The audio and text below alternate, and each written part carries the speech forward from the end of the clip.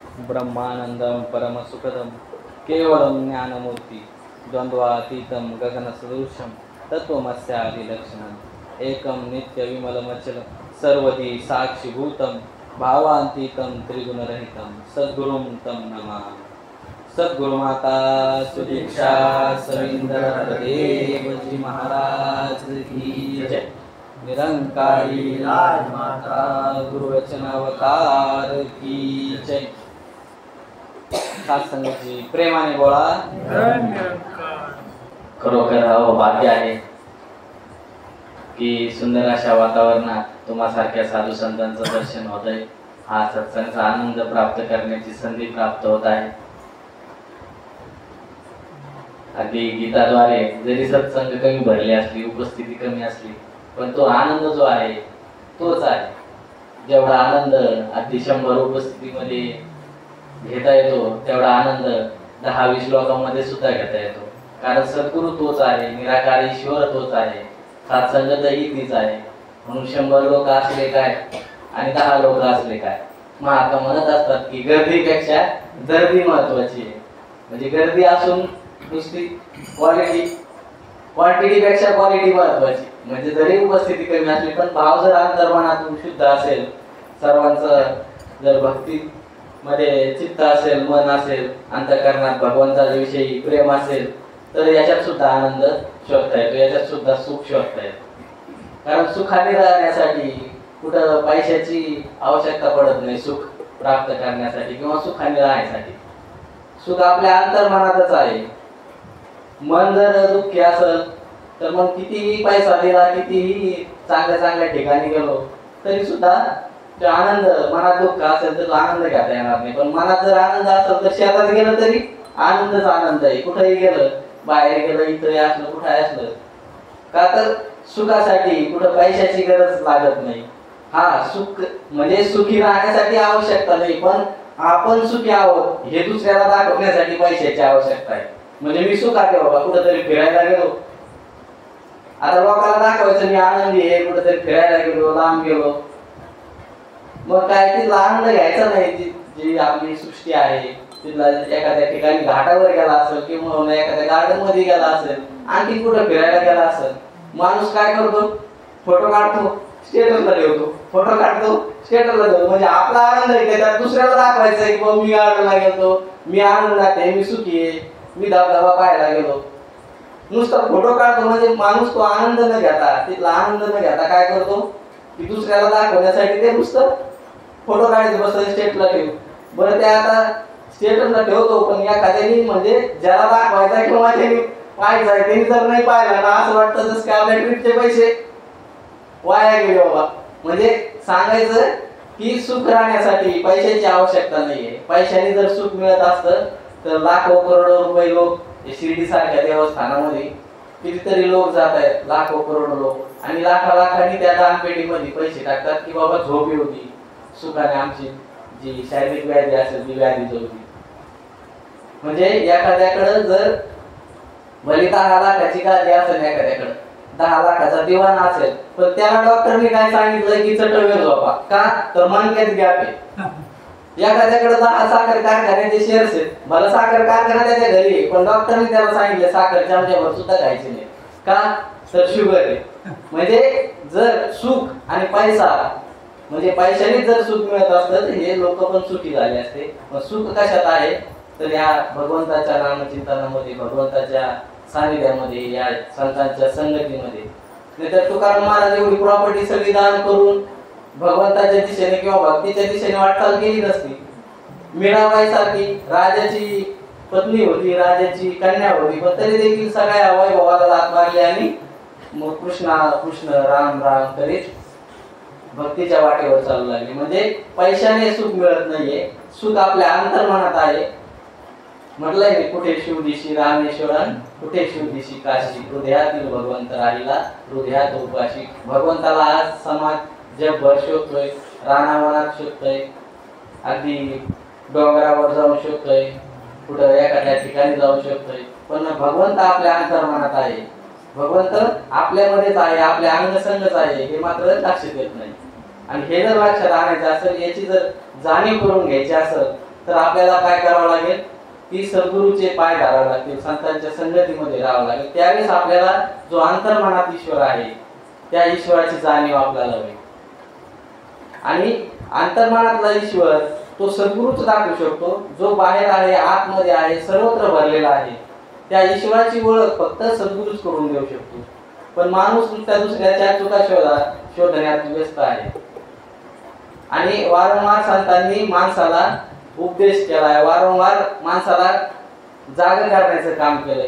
म्हणजे पशु पक्षाला सांगितलं जात नाही, जनावरांना सांगितलं जात नाही. हा मनुष्य जन्मामध्ये आल्याच्या नंतर देव प्राप्त करायचा असेल तर या मनुष्य जन्मातच प्राप्त करता येतो. माणूस कालही सांगितलं की माणूस उद्याची सोय करून ठेवतो, परवाची सोय करून ठेवतो. पण तसं जनावरांचं नाहीये, कीटकांचं नाहीये, प्राण्यांचं नाहीये, पशुचं तसं नाहीये. त्यांना माहितीये की आपल्याला मृत्यू हा एका क्षणात येऊ शकतो, क्षणभंगुर नाही भरोसा, की कोणता काळ कसा येईल हे प्राण्यांना सुद्धा माहिती. पण आपण मात्र 7 पिढ्याचं करून ठेवतो, पण 8व्या पिढीची चिंता असते आपल्याला. एक ट्रक चालला होता तांदळाने भरलेला रस्त्याने, प्रेमाने बोला, आणि त्याच्यातून 4 गोण्या तांदूळ खाली पडले रस्त्यावर. आता ते 4 गोण्या तांदूळ खाली पडले, त्या ठिकाणी 4 मुंग्या आल्या. मुंग्याने आपला एक एक दाणा उचलला आणि त्या वारुळात निघून गेल्या. नंतर त्या ठिकाणी 4 चिमण्या आल्या. चिमण्याने आपले 4-4 2-2 दाणे उचलले, ते आपल्या खरड्यात निघून गेल्या गाठ्यामध्ये. त्या ठिकाणी परत 4 गायी आल्या. गायीने आपलं मुठमुठ दाणे खाल्ले तांदळाचे आणि त्या आपल्या गोठ्यात निघून गेल्या. पण त्या ठिकाणी नंतर 4 माणसं आले, त्यांनी ते सगळं उचललं. ते सगळंच उचललं, पण टेम्पो कुठे गेला हे पाहत होते. म्हणजे माणसाची अवस्था अशी, तिथे प्राण्यापेक्षा सुद्धा बिकट अवस्था माणसाची. त्या प्राण्याला, मुंगीला, गाईला किंवा त्या चिमणीला माहिती आहे आपल्याला आतापुरतं खाल्लं म्हणजे आपलं भागलंय, उद्याचा दिवस उगवल का नाही किंवा आपला कसा मृत्यू होईल किंवा आपण क्षणभंगुर जीवन आहे हे त्या प्राण्याला कळलं, पण माणसाला कळायला तयार नाही. म्हणून संत वारंवार सांगतात की बाबा एक क्षणभंगुर आहे जीवन, 2 दिवसाचा, तू 2 दिवसाचा या ठिकाणी पाहुणा आहे. मग जोपर्यंत या जगामध्ये आहे, जोपर्यंत जिवंत आहे, तोपर्यंत सत्संगाच्या दिशेने वाटचाल कर, परमार्थाच्या दिशेने वाटचाल कर. पण माणूस मात्र दुसऱ्याच्या चुका शोधण्यात व्यस्त आहे. माणसाला आपल्या अंतर्मनातला ईश्वर दिसत नाहीये. आपल्या आतमध्ये जो ईश्वर आहे त्याच्याकडे दुर्लक्ष करून इतरत्र भटकतोय आणि खऱ्याची ओळख न झाल्या कारणाने दुसऱ्याच्या चुका शोधत बसलाय. एका खिडकीमधून एक व्यक्ती रोज पाहायचा, वरच्या मजल्यावर राहिला होता, खिडकीतून रोज पाहायचा शेजारची बाई आपली धुणं धुवायची, रोज शेजारच्या घराकडे धुणं धुवायची आणि ती वळणीला वाळू घालायची. तो पाहायचा, हसायचा. 2-3 दिवस गेले, त्याच्या पत्नीने पाहिलं. ते म्हणे कमून हसतात, रोजच तुम्ही खिडकीत उभा राहता म्हणे, तिकडे खाली पाठीमाग खाली पाहताय आणि त्या स्त्रीकडे पाहून हसताय म्हणे, नेमकं काय? ते म्हणे या स्त्रीचं 20-25 वर्ष झाले लागणार, पण हिला अजून काय धुणं नीट धुता येणार नाही. प्रेमाने बोला. धुणं धुती म्हणे, सगळी माती त्या सगळ्या त्या कपड्यालाच राहिलेली असती म्हणे, आणि मग धुती तरी कशाला येईल म्हणे. तिने पाहिलं, जवळ आली बायको, ती म्हणे तिला धुणं धुता येत आहे, तर तुमच्या खिडकीची आधी काच पुसून घ्या. तुमच्या खिडकीला जी काच आहे ना त्याच्यावर धुवून बसलेली आहे. म्हणजे माणसाचं असं झालंय, उमर भरेल आली यही भूल करता रहा, धुल चेहरे पे केवळ आईना साफ करताना. दुसऱ्याच्या चुका शोधत होता का, तर ते सत्य ओळखलं नाही, तो परमात्म्याची ओळख झाली नाही, खरा खोरा सद्गुरू मिळाला नाही, सत्याची ओळख झाली नाही, म्हणून या गोष्टी माणसाला सुचतात. पण आपल्याला तो खरा खोरा सद्गुरू मिळालाय, तो सत्याचा दरबार मिळालाय, म्हणून आपण भाग्यशाली आहोत. सत्याने की आपल्याला अंतर्मनातला ईश्वर सद्गुरूने दाखवला. या ठिकाणी शहेनशाह बाबा अवतार सिंहजी एका पदाच्या माध्यमातून सुद्धा हे सांगतात की ईश्वरास ज्या शोधी जग आहे, ऐका कुठे राहतो हा, की वन फिरतोय माणूस, पण कुठं राहतोय हे लक्षात यायला तयार नाही. सर्व भूतांच्या अंतरी हृदय मा अंबरी, चित्रवृत्तीच्या सहस्रकरी उदयाला असायचो. की माऊली म्हणाले की माझ्याच हृदयात आहे, परंतु मी इतरत्र भटकतोय.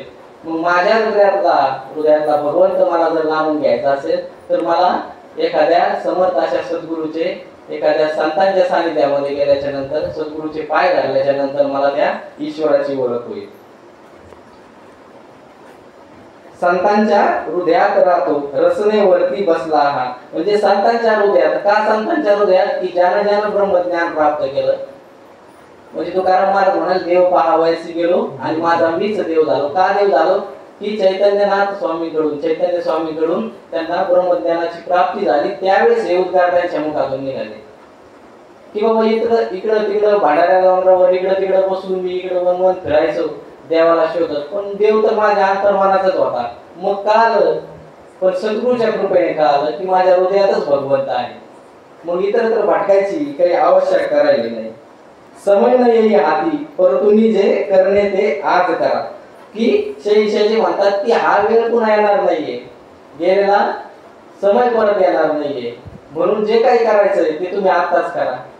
कारण आत्ताच म्हणाल्याप्रमाणे की गेलेला श्वास परत येत नाही, विकत मिळत नाही, आणि म्हणून वारंवार संतांनी जागर केलंय. म्हणून म्हणाले ना, क्षणोक्षणी हाची करावा विचार, करावा या पार भवसिंधू, ना शिवंत देह जाणार सकळ आयुष्य खातो काळ सावधान. म्हणजे आयुष्य एक एक दिवसानं कमी होत चाललंय.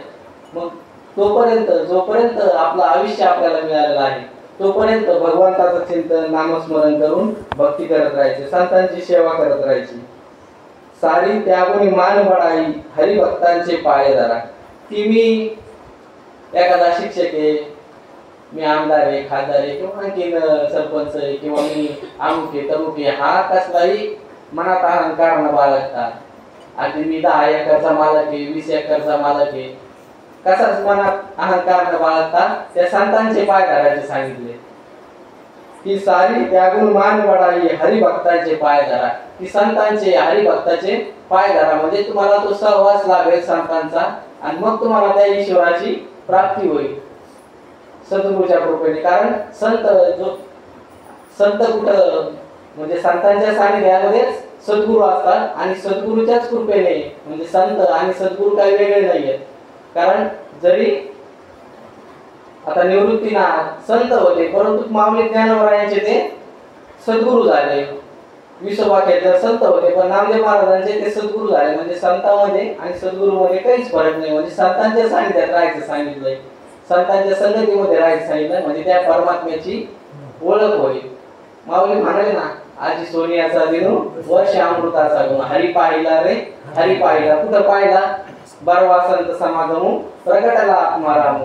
की संतांच्या सानिध्यामध्ये पाहिला, तो संतांच्या सानिध्यामध्ये ईश्वर दिसतो, संतांच्या सानिध्यामध्ये त्या परमात्म्याची प्राप्ती या ठिकाणी होत असते. म्हणून वारंवार संत आपल्याला सांगत असतात की संतांची संगत करा, गुरुजनांची संगत करू नका.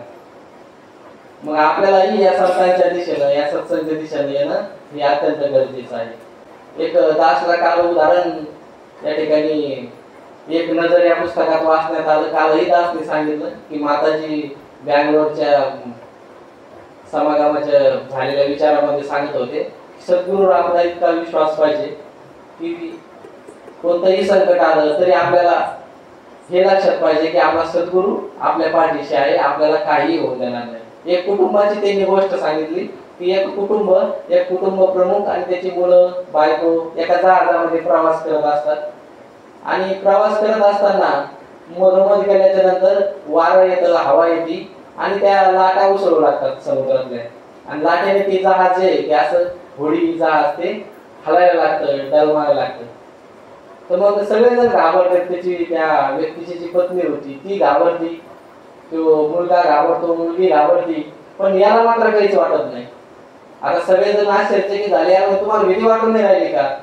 नवऱ्याला त्या पत्नीने विचारलं, तुम्हाला भीती वाटत नाही का? एवढं जहाज हलून राहिलंय, आता पलटी होण्याची शक्यता आहे, ते मला काहीच वाटत नाही म्हणे. त्याने का बरं वाटत नाही? त्याने काय केलं, जवळच असा काहीतरी सुरी सारखं होतं, सुरी घेतली त्या बायकोच्या नरड्याला लावली, गळ्याला. आता बायकोच्या गळ्याला लावली तर बायकोने घाबरायला पाहिजे ना, बायको हसायला लागली. ती म्हणे, तू कोण हसली? मी तुला आता नरड्यावर चाकू धरलाय, सुरी धरली, तू हसली का? ती मला माहिती आहे तुम्ही माझे पती आहे, तुमचा माझा जीव आहे, तुम्ही मला चाकू मारू शकत नाही. ते म्हणे, माझं सुद्धा असंच आहे. हा सद्गुरू जो आहे, मला विश्वास आहे सद्गुरूवर की सद्गुरू मला सुरक्षित ठेवी, मला सद्गुरू काही होऊन देणार नाही, माझा भगवंत मला काही होऊन देणार नाही. म्हणजे माताजीचा सांगण्याचा भाव हा होता की इतका दृढ विश्वास आपला सद्गुरूवर, भगवंतावर, आपल्या संगतवर, संतांवर पाहिजे. जर विश्वासच नसेल तर मग आपली भक्ती त्या पूर्ण पदाला जाणार नाही. कारण माणूस पावली आपल्याला विश्वासाचीच गरज असते. आपण सहज म्हणतो ना की जर विश्वासच नसेल, किंवा एखाद्यावर जास्त विश्वास असेल, किंवा एखाद्यावर विश्वासच नाही ठेवला, कारण पावलं आपण एखाद्याला कितीतरी व्यवहारामध्ये व्यवहार करतोय. ज्याप्रमाणे समजा एखादं मूल जरी जन्माला आलं तरी त्याला आपण लहान मुलं असतं ते जन्माला आल्याच्या नंतर ते थोडं थोडं मोठं व्हायला लागलं तर त्याला त्याचे घरातले लोक काय म्हणतात, ही तुझी मम्मी आहे, हे तुझे पप्पा आहे, हे तुझे मामा आहे, मावशी आहे, आत्या आहे, काकू आहे. त्याच्यावर त्या लहान बाळ जे असतं त्याचा विश्वास बसतो त्याच्यावर. मग थोडं मोठं झालं बोलायला लागलं ते काय म्हणतंय, आई म्हणतंय, बाबा म्हणतंय, मम्मी म्हणतंय, पप्पा म्हणतंय.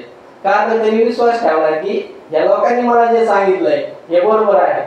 अशीच आपल्याला पावली क्षणाक्षणाला विश्वासाची गरज असते. आता एखादा पालक समजा शाळेमध्ये मुलांना आणून सोडतोय, तर शाळेमध्ये आणून सोडल्यानंतर त्या पालकाला विश्वास आहे की या ठिकाणी माझा मुलगा सुरक्षित आहे, या ठिकाणी ते टीचर आहे, शिक्षक आहेत, हे मुलाला शिकवणार आहे, तो मोठा या ठिकाणी मुलगा शिकणार आहे असा विश्वास असतो. माझा मुलगा सुरक्षित आहे असा विश्वास असतो म्हणून तो त्या ठिकाणी आणून सोडतो. म्हणजे पावली आपल्याला विश्वासाची गरज असते. मग आपला संतांच्या वाणीवरती, संतांच्या साहित्यावरती, संतांच्या वचनावरती सुद्धा आपला विश्वास असायला हवा.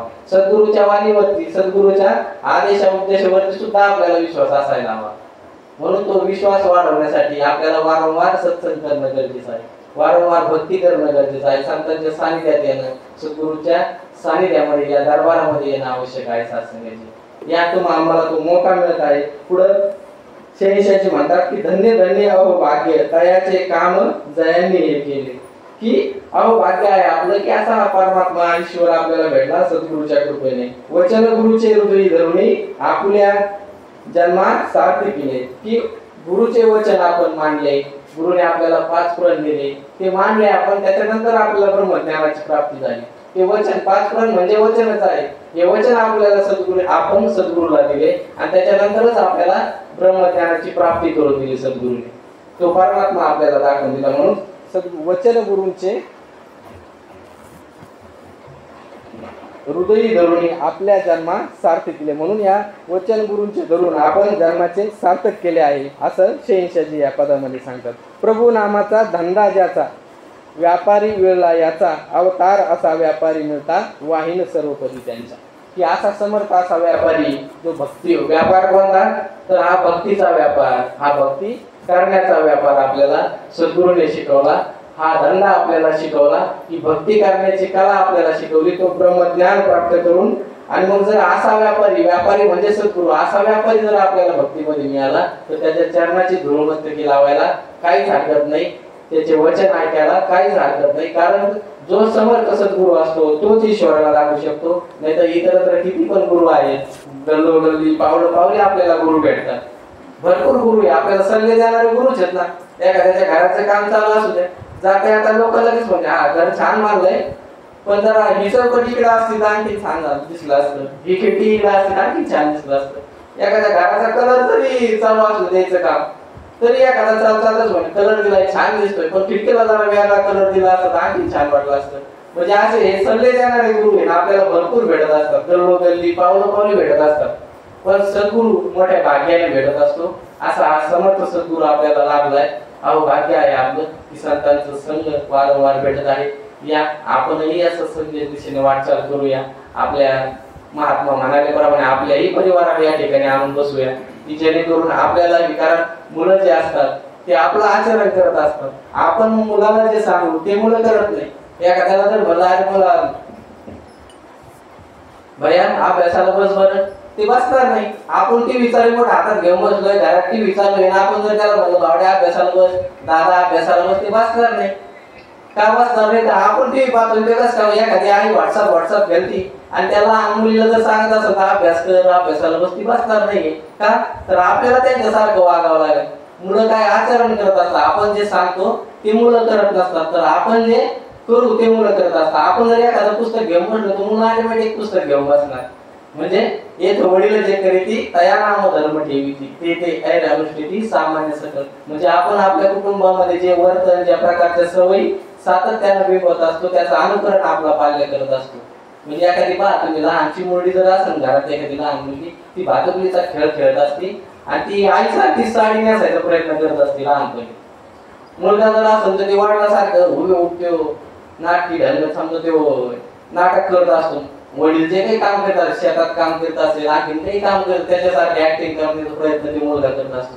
म्हणजे या छोट्या छोट्या गोष्टी असतात त्याचं अनुकरण आपला पाल्य करत असतो. म्हणून आपल्या कुटुंबाला सुद्धा इथं आणून बसवणं गरजेचं आहे. तो जर 10वी-12वी गेला ना आपण त्याला म्हणाला सत्संगला ये किंवा अमुक करू नको तमुक करू नको किंवा ऐकणार नाही. पण तो 2 वर्षाचा असताना जर सत्संग यायला लागला तर त्याला ते सांगण्याची गरज पडणार नाही. म्हणजे आपलं जोपर्यंत मुलं ऐकतात तोपर्यंत आपण या ठिकाणी आणून बसवलं, कुटुंबाला आणून बसवलं तर आपल्याला मुलांना म्हणजे आपलंही भविष्य आणि मुलांना वेगळे संस्कार देण्याची आपल्याला आवश्यकता पडणार नाही. या वेळ देखील आपल्या वेळेवर पोहोचले आहे. तुम्हाला सारख्या साधू संतांचं दर्शन दासला होत आहे, वारंवार सेवा करण्याची संधी प्राप्त होत आहे. की शेवटी एकच म्हणेल की वाणीतून काही निशब्द निघाला असेल तर उदाहरणार्थ क्षमा करा. सेवा सत्संग स्मरण दासलाही लाभो, तुम्हा सर्वांनाही लाभो. परमपिता परमात्मा सब तेरी संतान, भला करो सबका प्रभु, सबका हो कल्याण. प्रेमाने बोला.